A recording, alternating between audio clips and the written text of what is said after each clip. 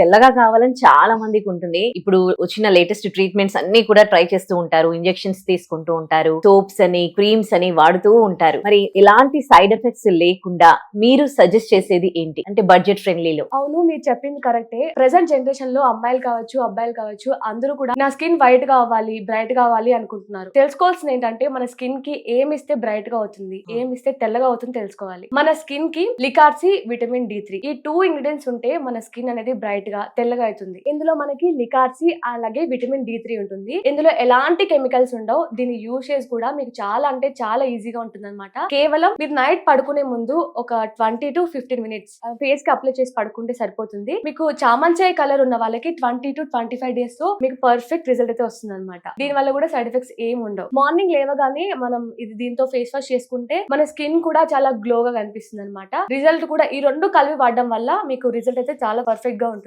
చాలా త్వరగా కూడా వస్తుంది.